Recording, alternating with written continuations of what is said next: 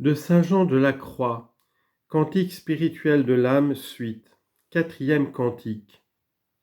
O bosques y espesuras plantadas por la mano de mi amado, o prado de verduras, de flores esmaltado, decid si por vosotras ha pasado.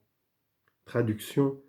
Ô forêt, ô épaisseur plantée par la main de mon bien-aimé, ô pré toujours vert, émaillé de fleurs, dites si mon amant a passé par vos campagnes. Explication. L'exercice de la connaissance de soi-même est le commencement de la connaissance de Dieu. Pour entrer dans cette voie, il est nécessaire de mépriser les richesses et les voluptés du monde et de surmonter les tentations du démon et les peines de la mortification.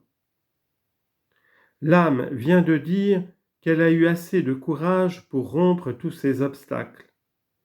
Elle dit maintenant qu'elle va commencer à s'élever par la contemplation des créatures à la connaissance du Créateur, en considérant en elle sa grandeur et son excellence.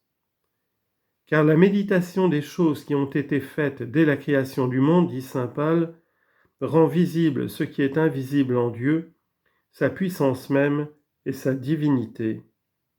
Romains chapitre 1, verset 20. L'âme parle donc en ce cantique aux créatures et leur demande des nouvelles de son époux, c'est-à-dire, selon saint Augustin, que pour connaître son Dieu, elle considère les éléments, les cieux, les intelligences célestes, toutes les choses corporelles et spirituelles. Ô forêt, ô épaisseur. Par les forêts, elles représentent les éléments, la terre, l'eau, l'air et le feu.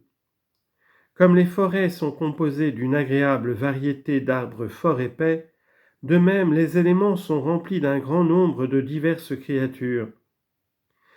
L'âme les appelle pour cette cause épaisseur. En effet, il y a une multitude innombrable d'espèces différentes d'animaux sur la terre, de poissons dans la mer, d'oiseaux dans l'air, et le feu contribue à leur donner la vie et à les conserver. Ainsi, chaque espèce d'animaux vit dans son élément. Elle y est plantée comme dans une forêt. Elle y prend naissance et s'y nourrit. Dieu les a disposés de la sorte lorsqu'il les a créés et qu'il a commandé à la terre de produire les animaux, à la mer et aux eaux de produire les poissons, et à l'air d'être la demeure ordinaire des oiseaux. L'âme, voyant toutes les choses de l'univers créées par le seul commandement de Dieu, dit aussitôt « Qui êtes planté par la main de mon bien-aimé ». Elle fait réflexion que c'est la main seule de son bien-aimé qui est l'ouvrière de tant de créatures si différentes et si excellentes. Car quoiqu'il fasse beaucoup de choses par la main des anges, néanmoins, il ne s'est servi que de sa main dans l'ouvrage de la création. Et c'est cette vue qui allume en son cœur un admirable amour pour son époux. Elle ajoute « Ô pré toujours vert ». Elle contemple le ciel comme un pré toujours vert, car les astres qu'il contient conserveront toujours leur beauté comme une agréable verdure qui récrée les justes.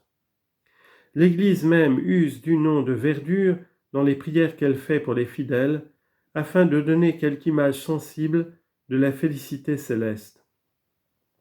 Nous prions Jésus-Christ, Fils du Dieu vivant, dit-elle, de vous mettre dans les agréables parterres toujours verts du paradis. L'âme continue, ô pré toujours vert émaillé de fleurs. Elle exprime par ses fleurs les anges et les bienheureux dont ce saint lieu est orné, comme un vase précieux est embelli d'or et de pierreries.